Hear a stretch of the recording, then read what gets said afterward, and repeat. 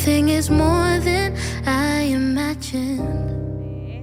자, 오늘은 주님의 포옹이라는 말씀으로 함께 말씀을 나누려고 합니다. 여러분들은 덕질이라는 걸 해보신 적이 있습니까?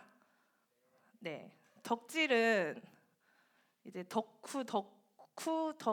이렇게 하다가 덕질로 바뀌었다는데 오타쿠가 이제 시작이더라고요. 어쨌든 이제 덕질은 자신이 좋아하거나 관심 있는 분야에 이제 심취해서 그에 대한 것들을 이제 모으거나 찾는 행동을 의미합니다.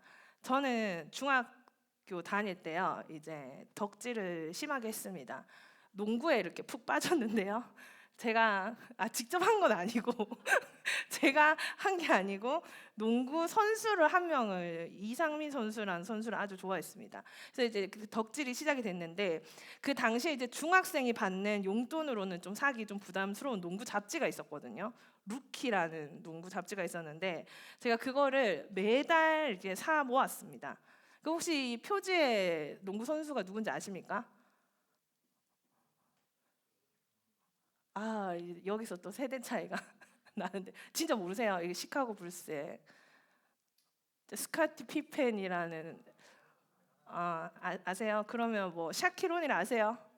팀 하더웨이, 그랜트 힐 진짜 알아? 그렇게 농구 선수 이제 국내 선수를 접하다 보니까 이제 당시 NBA 유명한 농구 선수들 이름도 이제 하나씩 그렇게 기억하게 되면서 이제 농구 덕질을 시작하기 시작했습니다. 근데 하지만 지금은 이제 농구를 쳐다보지도 않는데요. 이거를 뭐라고 얘기하죠? 바로 탈덕입니다. 저는 이제 흥미를 잃어가지고요. 이렇게 된 케이스인데 또 아무리 좋아해도 뭐 저한테 뭐 하나 좋은 게 없다는 걸 깨달았기 때문에 점점 이제 멀어지게 된 거죠. 또 어떤 경우에는 이제 연예인을 열심히 이제 덕질하다가 그 연예인이 안 좋은 사건에 휘말린다거나 뭐 여자친구가 생긴다거나 뭐 결혼을 했다거나 이러면 사람들은 탈덕을 하게 됩니다. 그래서 제일 무서운 팬이 이제 덕질하다가 안티로 돌아선 팬들이 이제 제일 무섭다고 하는데요. 좋아한 만큼 실망도 크기 때문입니다. 예수님이 이제 살던 당시에 예수님이 인기가 많았을까요? 인기가 많았을 것 같아요. 인기가 엄청나게 많았습니다. 생각을 해보면은 이제 병든 자를 고쳐 주잖아요. 그럼 사람들이 예수님이 가는 곳에 막 몰리기 시작하는 거예요. 막 친구들도 막 들러오고 오고 예수님을 막 따라다니는 거죠. 그리고 하시는 말씀이 다른 서기관과 바리새인과는 다른 권위 있는 말씀을 또 전하시고 또 적은 떡과 물고기로 몇천 명의 사람도 먹이시고, 그러니까 예수님을 따르는 수많은 사람들이 당시에 있었습니다. 그리고 예수님을 따르면서 이제 종려나무 가지를 흔들면서 예수님을 환영했던 사람들이 결국에는 예수님께 돌아서서 십자가에 못 박습니다. 왜냐하면은 그들이 원했던 메시아의 모습, 예수님의 모습이 그들이 좋아하고 따를 만한 왕의 모습이 아니었기 때문입니다. 오늘 우리가 이제 함께 읽은 말씀은 마가복음 9장인데 이제 9장에 들어가기 앞서서 8장을 잠깐 살펴보려고 합니다. 8장은 이제 그 유명한 베드로의 신앙 고백이 나옵니다. 베드로가 예수님이 누구인지를 정확하게 말하는 거죠. 사람들은 예수님을 세례 요한이다, 아니면 누구는 엘리야다, 또 누구는 선지자 중에 하나라고 말했는데 베드로는 예수님에게 주는 그리스도시다라고 고백을 하는 겁니다. 하지만 베드로가 이 고백을 하고 나서 이제 예수님께 칭찬을 받는데 베드로가 이렇게 정확하고 완전한 신앙 고백을 했다고 해서 곧 베드로가 그의 메시아 간이 올바른 상태였다는 것을 의미하지 않습니다. 예를 들어서 우리 자매분들에게 제가 물어볼게요. 좋은 남자친구는 어떤 남자친구입니까? 좋은 남자친구는 맛있는 거 많이 사주는 사람. 한 명만 고개를 끄덕였고요. 얼굴이 잘생긴 사람. 잘생긴 게 착한 거라 그러던데. 자, 또 어떤 사람은 꿈이 있는 사람, 책임감이 강한 사람. 그러니까 좋은 남자친구라고 말한다고 해서 똑같은 기준과 똑같은 생각을 하고 있지 않잖아요. 그러니까 지금 여기도 마찬가지예요. 베드로가 주는 그리스도십니다라고 했다고 해서 베드로가 생각하는 그리스도, 그리고 진짜 예수님이 추구하는 그리스도의 모습이 다르다는 것입니다. 이것을 어떻게 알 수 있는가 하면은 바로 예수님이 베드로의 고백 이후에 처음으로 이런 말씀을 하십니다. 8장 31절 함께 읽어봅니다. 인자가 많은 고난을 받고 장로들과 대제사장들과 서기관들에게 버림받아 죽임을 당하고 사흘 만에 살아나야 할 것을 비로소 그들에게 가르치시되. 그러니까 예수님이 이제 고난을 당하고 십자가를 지고 죽임을 당한다는 것을 이번에 처음 이야기를 하는 겁니다. 그래서 지금까지 예수님이 보여준 메시아의 모습은 어떤 모습이었습니까? 빵 5개, 물고기 2마리로 5천 명의 남자를 먹이기도 하고, 그 전에 또 물 위를 걷기도 하고 눈먼 자를 눈뜨게 했습니다. 그러니까 이 모습을 계속 보면서 제자들의 마음을 한번 상상해 보세요, 여러분들이. 당시에 이스라엘은 로마의 속국으로 압제를 당하고 있었어요.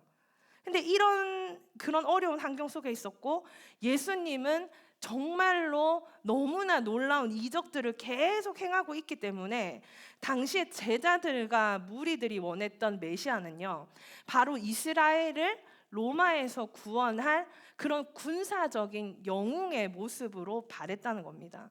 그래서 베드로는 주님은 그리스도십니다라고 고백한 그의 메시아가는요, 우리를 구원해 줄 대단한 능력과 기적을 일으키는 구원자로서의 고백이었던 것입니다. 그런데 예수님은 지금 뭐라고 말씀하세요? 나는 고난을 받고 죽임을 당한다고 비로소 말씀하신 것입니다. 그러니까 지금까지 분위기 좋았잖아요. 예수님이 이 정도로 가시다가는 이스라엘이 세계까지도 구원하시겠다. 그런 생각, 그런 부푼 기대를 가지고 있었는데 많은 고난을 받고 버림을 받고 죽임을 당한다고 말씀하신 겁니다. 너무 충격을 받은 나머지 뒷말은 들리지 않은 것 같아요. 그래서 제가 PPT도 그렇게 만들었거든요. 예수님이 고난을 받고 죽임을 당하고, 그리고 제일 작은 글씨로 뭐라고 적혀져 있어요? 눈 좋네요. 그러니까 사흘 만에 살아나는 것까지 말했는데 제자들은 지금 뒷말은 하나도 안 들리고 예수님이 고난을 받고 죽는다는 말만 들렸던 것 같습니다. 얼마나 충격을 받았는지 베드로가 예수님을 붙들고 항변하매라고 이야기하는데요. 여기서 이제 항변하다는 말을 영어로 rebuke라고 나와 있거든요. 이게 꾸짖다라는 뜻이잖아요. 우리 지금 예배 드리기 직전에 담임 목사님이 잠깐 들어오셨는데 제가 담임 목사님을 꾸짖었어요. 말이 안 되죠. 말이 안 되는 거거든요. 근데 지금 베드로가 예수님을 꾸짖었대요. 그러니까 이건 말도 안 되는 거라는 겁니다. 말도 안 되는 건데 얼마나 화가 났으면. 뭐 때문에 화가 났다? 우리를 구원해 줄 메시아인 줄 알았는데 지금 죽는다고요? 지금 고난을 받으신다고요? 그래서 화가 나서 예수님을 붙잡고 막 화를 내고 있다는 겁니다. 이때까지 우리를 구원해 주고 이제는 우리가 꽃길만 갈 줄 알았는데, 그러니까 자기들끼리 모이면 항상 무슨 얘기를 했어요? 예수님 이제 왕이 되면은 또 2인자 3인자가 필요하잖아요. 그래서 누가 크냐, 그 옆에 누가 서 있겠냐, 이런 것들을 만나면 얘기했다는 거예요. 그러니까 예수님이 뭔가 한 자리를 차지하고 내가 그 옆에 것들을 내가 거기서 콩고물이라도 떨어지지 않겠나라는 생각 때문에 모이면 그런 것들로 싸웠다는 겁니다. 그때 예수님은 베드로를 꾸짖어서 이렇게 이야기합니다. 33절 시작. 사탄아, 하나님의 일을 생각하지 아니하고 도리어 사람의 일을 생각하는도다. 베드로가 사람의 일을 생각한 겁니다. 하나님의 일은 뭡니까? 바로 고난을 받고 죽임을 당하는 겁니다. 자, 이 말을 들은 제자들의 마음을 어땠을 것 같으세요? 이스라엘의 독립이라는 꿈은 좌절됐고요. 높은 자리에서 영광을 취할 개인적인 야망도 좌절되었을 것입니다. 그런데 그냥 좌절된 것도 아니고 자신이 쫓아다니던, 그리고 자기가 했던 그물도 버리고 직업도 버리고 가족들도 버리고 한마디로 올인을 했는데 그분만 바라보고 여기까지 왔는데 그분이 죽는다는 겁니다. 그러니까 제자들의 마음은 지금 낙심하다 못해 헤어나오지도 못할 저기 절망에, 저기 수렁으로 구렁텅이로 떨어지고 있었겠죠. 여러분들은 인생을 살면서 모든 것을 다 걸고 도전해본 일에 실패한 적이 있습니까? 저는요, 첫 번째 입시에 실패했습니다. 대학을 1년 있다가 간 건데요. 한국은 초등학교 때부터 공부를 하는 이유가 대학을 가기 위해서거든요. 근데 첫 번째 대학에 떨어진 겁니다. 친구들은 다 대학교를 다니는데 저는요, 고등학생처럼 책가방을 메고 아침이면 일어나서 재수학원을 다녔습니다. 근데 이게 얼마나 큰 트라우마였는가 하면요, 제가 그 다음에 대학을 다닐 때 가끔씩 악몽을 꿨거든요. 그 악몽이 뭔가 하면 대학 합격이 서류상 문제가 생겨서 입학이 취소돼서 다시 삼수를 하는 꿈. 그러니까 아침에 일어나면 베개가 이제 눈물로 젖어 있었습니다. 아니야, 난 오늘 대학에 갈 수 있어. 그래서 대학을 다니는 친구들에 대한 그런 열등감, 그런 좌절감이 제 안에 있었습니다. 오늘 또 공교롭게도 이제 남편이 와서 설교를 듣고 있는데, 고등학교 때 제가 친하게 지내는 친구가 있었는데요. 사실은 제가 그 당시에 첫눈에 반했습니다. 정말 그런 적은 처음이었거든요. 그래서 자연스럽게 서로 계속 친하게 지내게 됐어요. 편지도 서로 꽤 주고 받았고, 삐삐도 서로 자주 치고, 전화도 자주 하고, 그래서 제가 많이 좋아하게 됐습니다. 그래서 항상 틈만 보고 있었죠. 언제 고백을 할 것인가? 나의 멈출 수 없는 사랑을 말해야겠다. 그래서 제가 어느 날 밤은 이제 전화가 왔길래 일상적인 얘기를 하다가, 난 너가 좋아, 너는 어때? 라고 이야기를 했습니다. 근데 그렇게 이야기하더라고요. 저를 여자로 생각해 본 적이 한 번도 없었고, 그냥 친구라고 생각할 뿐이고, 자기가 좋아하는 다른 사람의 이름을 저에게 이야기해 주었습니다. 누구세요? 잠시만 잠깐 끊어도 될까요? 누구세요? 누가 했는데? 아, 예. 자, 아는 이야기지만 그리고 제가 이제 또 한국에서, 그때는 정말 너무 슬펐어요, 여러분들. 너무 슬펐어요. 정말 많이 울었거든요. 그리고 제가 한국에서 이제 미국으로 올 때 또 제가 그리던 저의 모습이라는 게 있잖아요. 아, 진짜 하나님께서 나를 한국에서 이렇게 훈련시켰으니까 내가 미국에 가서 이런 사역들을 했으면 좋겠다라는 생각들을 가지고 있었는데, 그러니까 미국에서 첫 1년은 정말 좌절의 연속이었습니다. 생활을 너무 힘들고, 이제 당시에 섬기던 또 이제 청년부 안에서 마음을 터놓을 사람도 없고, 또 이유 없는 미움도 많이 받았습니다. 그리고 말씀을 전하고 성경 공부를 가르치고 그런 것보다는 첫 1년은 이제 부엌에서 설거지하고 그런 뭐 악보 복사하고 책자 만들고 이런 사역들을 많이 했습니다. 이런 사역들이 필요가 없다는 게 아니라 그 당시에 제가 생각했던, 제가 하고 싶었던 사역가의 모습과는 너무나 거리가 멀었습니다. 정말 최선을 다해서 열심히 했는데 어떤 것은 생각지도 못한 일들로 어그러지는 그런 것들, 우리 인생에 너무나 많은 그런 기억이 있을 건데요. 좌절, 실망, 낙심은 언제 찾아옵니까? 제가 생각을 해봤거든요. 몇 달에 한 번씩 찾아오나? 아니면 1년에 한 번씩 찾아오나? 아니더라고요. 하루에 수십 번씩 올라오더라고요. 그럼 이럴 때 여러분들은 어떻게 극복하십니까? 어떻게 이겨내십니까? 여러분들이 이런 것들을 겪을 때, 그런 상황에 놓여 있을 때 여러분들이라면 어떻게 하시겠습니까? 지금 제자들은요, 자신들이 평생 꿈꿨던 일이 한순간에 무너지는 심정이라는 것입니다. 그런 상황 속에서 2절에 어떻게 시작하죠? 이 일이 있은 엿새 후에. 그러니까 이 일이 뭡니까?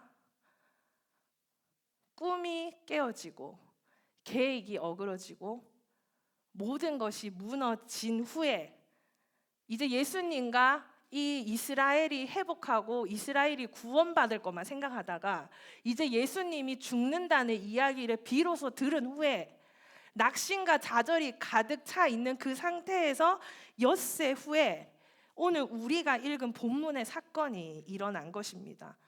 좌절한 제자들, 심지어 예수님의 수제자라 불리우는 베드로는 예수님에게 뭐라는 소리까지 들었습니까? 사탄이라는 소리까지 들었습니다. 실망, 좌절, 두려움에 사로잡힌 제자들 중에 또 제자들 중에 리더격인 베드로와 야고보와 요한을 데리시고 오늘 따로 높은 산에 올라간 것입니다. 그런데 그들 앞에서 예수님의 모습이 어떻게 되었다고 나와 있는가 하면은 변형이 되었다고 하는데요. 먼저 옷이 광채가 났고 또 세상에서 빨래하는 사람이 그렇게 희게 할 수 없을 만큼 희어졌습니다. 그 표현은 한마디로 너무나 눈이 부시도록 빛나고 있었다는 거죠. 그래서 누가복음 9장 29절에 보면은 또 기도하실 때 같은 장면을 마가는 이렇게 얘기하고 누가는 이렇게 이야기하는데 기도하실 때의 용모가 변화됐다, 옷이 휘어져 강체가 났다라고 이야기하고 있습니다. 그리고 누가 또 나타났습니까? 엘리야와 모세와 함께 그들에게 나타나 예수님과 함께 더불어 말하고 있습니다. 도대체 이게 무슨 일입니까? 내 눈앞에서 예수님은 하나님처럼 빛나고 있고 심지어 구약의 엘리야와 모세가 지금 제자들 눈앞에서 예수님과 더불어 대화를 나누고 있다는 것입니다. 여러분은 이것을 무엇이라고 생각하십니까? 베드로는 자기가 무슨 말을 하는지도 모른 채 이렇게 이야기했습니다. 여기가 좋사오니, 여기가 좋습니다. 지금 이 장면을 보기 전에 베드로의 마음은 어땠어요? 실망, 좌절, 낙심, 모든 게 끝났다고 생각하고 있는 그 절망 가운데 있었는데 지금 자신 앞에 나타난 예수님의 신적인 모습, 모세와 엘리야와 대화하는 그 모습을 본 후에 여기가 좋사오니라고 했습니다. 이것이 무엇입니까? 이것이 바로 하나님의 임재를 경험하는 예배인 것입니다. 베드로의 고백 후에 마침 구름이 와서 그들을 덮으며 구름 속에서 소리가 나되 이는 내 사랑하는 아들이니 너희는 그의 말을 들으라 하는지라. 누구의 목소리입니까? 하나님의 목소리도 들었습니다. 지금 예수님은요, 낙심하고 좌절하고 슬퍼한 제자들에게 예수님이 지금 뭘 하신 건가 하면은 살아있는 하나님의 임재를 경험하게 해줬다는 겁니다. 여러분들이 이렇게 예배를 통해서 하나님의 임재를 경험하게 될 때 여러분이 어떻게 되는 것을 경험했습니까? 나의 슬픔과 좌절과 낙심은 온데간데 없어지고 주님의 강력한 말씀으로 주님의 임재로 마음과 영혼이 새롭게 되는 것들을 경험해 보신 적이 있습니까? 여러분의 문제는 하나도 해결이 안 됐어요. 눈앞에 고난과 어려움은 또 분명히 있어. 그런데 하나님의 임재를 경험하고 예배를 통해서 회복된 여러분들은 그 어떤 것이든 주 안에서 감당하겠다고 고백하지 않았습니까? 혹시 근데 이 자리에 이러한 경험이 없는 분들이 있다면 이것을 사모해야 합니다. 아멘. 주님, 저도 하나님의 임재를 사모합니다. 하나님의 임재를 경험하기 원합니다. 살아계신 하나님을 만나기 원합니다 하면서 이 시간에 주님을 만나기를 사모하며 나와야 된다는 것입니다. 말씀을 듣다가 이거 진짜 나한테 하시는 말씀이구나, 진짜 하나님께서 나에게 말씀하시는구나, 이것을 언제요? 예배 때 경험할 수 있다는 것입니다. 여러분들, 우리 인생은요, 우리도 어느 정도 살았잖아요. 항상 좋은 일만 일어났습니까?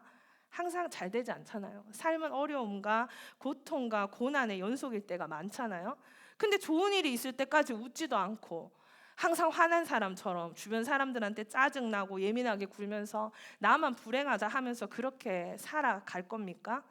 예수님을 믿고 예수님을 따르는 삶을 살다 보면 때로는 내가 생각지도 못한 일들을 겪게 되고 예수 믿는 삶이 이런 것이었나 하면서 우리 마음의 갈등과 유혹이 일어날 때가 있습니다. 지금의 제자들처럼 말입니다. 여러분들이 당하는 어려움, 괴로움 누가 위로해 줄 수 있습니까? 힘들어하는 사람들을 저도 주변에서 많이 보게 되는데요. 그 어려운 일을 당하고 괴로운 시간을 보내고 있는 사람들을 위해서 우리가 기도할 때마다 느끼는 한계들이 있죠. 그 사람이 힘들고 어려울 때 우리가 따라다니면서 위로를 해줄 수 있다면 얼마나 좋을까요? 그런데 그런 사람은 없습니다. 그래서 어떤 한 자매가 저에게 이렇게 이야기하더라고요. 전도사님, 누가 너무 힘들어 하는데 내가 해줄 수 있는 게 없어서 너무 속상해서 너무 미안해 했는데 그 상대방이 하는 말이 이건 하나님과 나 사이에 해결할 문제니까 내가 하나님께 기도하면서 이겨내 볼게라고 이야기했다는 것입니다. 놀랍죠? 놀라운 일인데요. 하나님을 간절히 찾는 그거밖에 없다는 겁니다. 제가 이번 주에 저도 좀 여러 가지 문제들이 있었습니다. 근데 제가 그 문제의 가지수를 어제 제가 이렇게 세어봤거든요. 하나님 이거 어떻게 해야 돼요? 하나님 이거 어떡하죠? 하나님 저거는요? 하나님 이건 어떻게 하면 좋을까요? 그래서 마음이 좀 많이 답답하고 어제 제가 많이 예민해지기도 하고 그렇게 좀 무거운 마음으로 잠이 들었습니다. 그리고 또 무거운 마음으로 아침에 눈을 떴는데 이렇게 교회 오는 차 안에서 이렇게 기도를 하면서 왔습니다. 그러면서 제가 어떤 기도를 했는가 하면 하나님 오늘 예배를 통해서 저에게 말씀해 주세요. 하나님 저를 만나 주세요. 간절히 마음으로 기도하면서 아침에 예배를 드렸습니다. 오늘 아침에 메시지가 이제 느헤미야가 이스라엘의 소식을 듣고 예루살렘 성은 허물어지고 성문들은 불타고 사람들이 어려움을 당하고 있다는 소식을 느헤미야가 들은 것입니다. 그래서 그 큰 문제 앞에 기도하는 느헤미야의 모습을 통해서 문제보다 하나님을 크게 보라는 목사님의 말씀을 통해서 또 다시 한번 하나님께서 제 영혼을 새롭게 해주셨습니다. 지금 제가 보여드리는 게 제가 아침에 담임 목사님 말씀을 필기한 노트입니다. 제가 목사님 말씀을 이렇게 항상 필기하는데 막 제가 줄을 이렇게 그어놨잖아요. 밑에 밑줄을 이렇게 그어놨는데 오늘 목사님께서 이런 말씀을 하시더라고요. 하나님은 이런 분이라고 지금까지의 하나님을 토대로 측정을 해라 이런 말씀을 하셨어요. 그러니까 규정을 짓지 말고 자기 기준으로 이때까지 하나님이 하신 일들을 기억하면서 하나님이 어떤 분인지를 한번 측정해봐라 이런 말씀을 하셨어요. 그리고 기도는 기도자의 열정에 있는 것이 아니라 기도를 받으시는 분의 능력과 성품에 달려있다는 말씀을 해주셨습니다. 그래서 지금 일어나는 제 안의 모든 문제들을 주님의 능력과 성품에 의지하여서 다시 한번 기도할 용기가 오늘 말씀 시간에 저는 생기더라고요.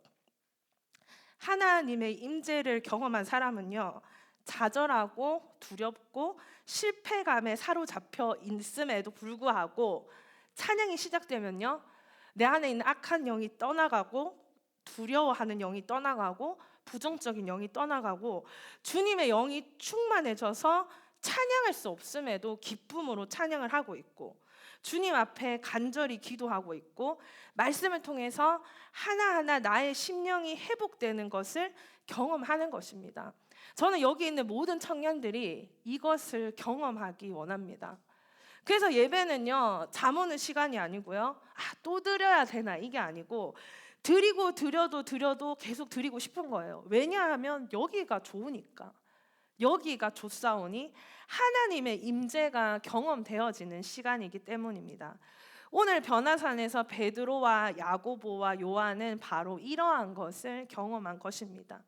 변화산에서 변화되신 그리스도의 모습은 눈부시게 빛나는 하나님의 영광으로 가득 찬 모습이었습니다.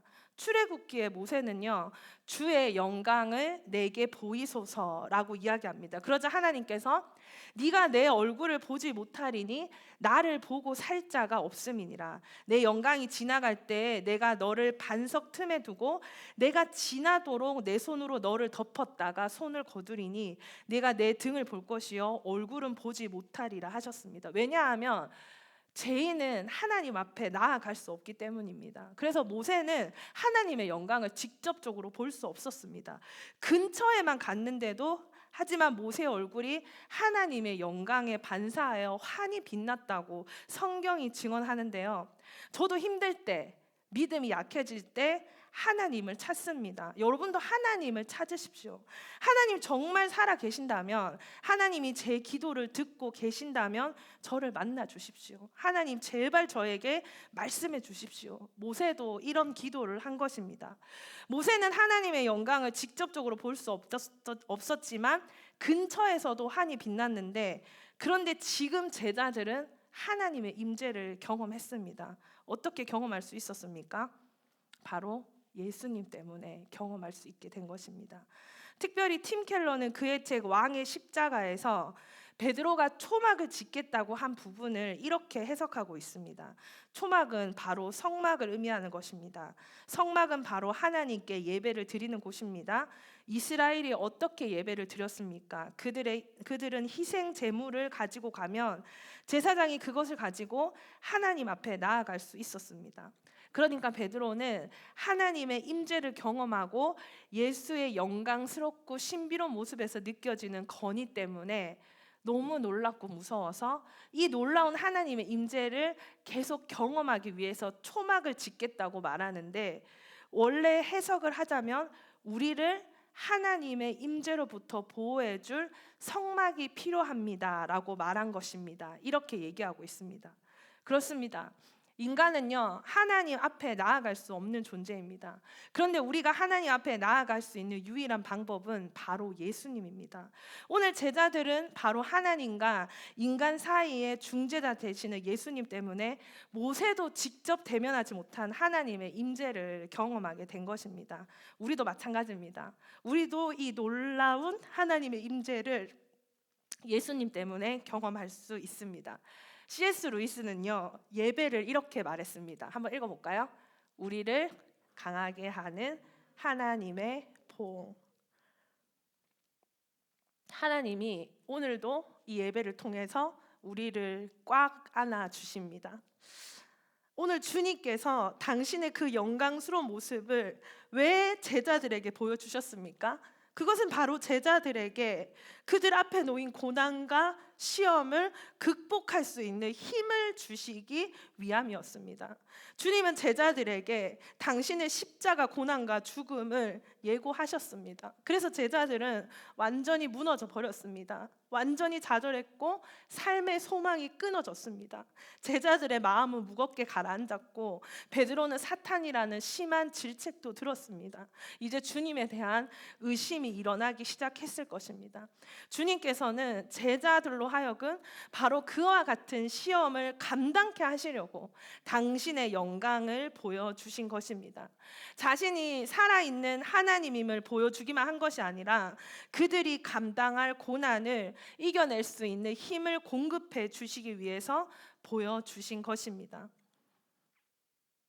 모세와 엘리야와 예수님이 함께 더불어 이야기를 했다고 했는데, 누가복음 9장 30절 31절에 보면요, 문득 두 사람이 예수와 함께 말하는 이는 모세와 엘리야와, 그리고 31절 영광 중에 나타나서 장차 예수께서 예루살렘에서 별세하실 것을 말할세.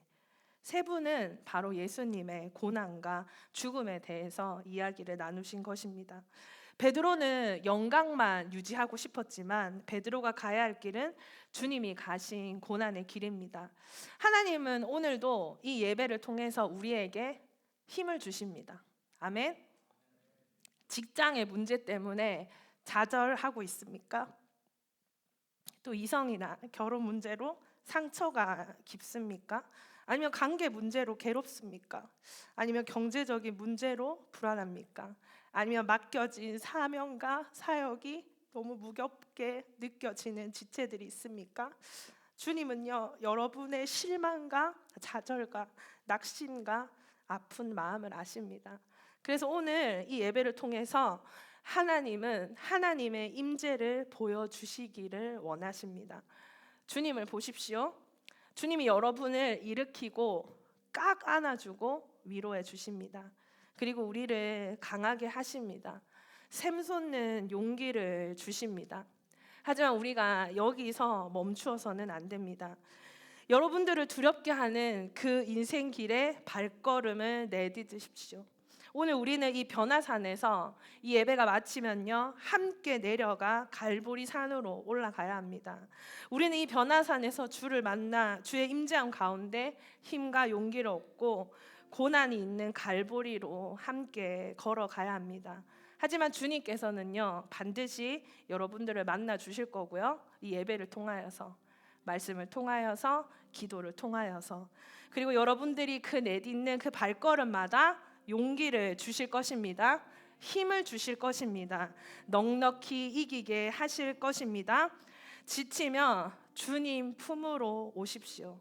절망이 찾아오면, 낙심이 찾아오면 이 예배를 통하여 회복하십시오. 우리의 모든 걸음마다 힘 주시고 함께 가시는 주님 앞에 우리의 진실한 고백을 함께 드립니다.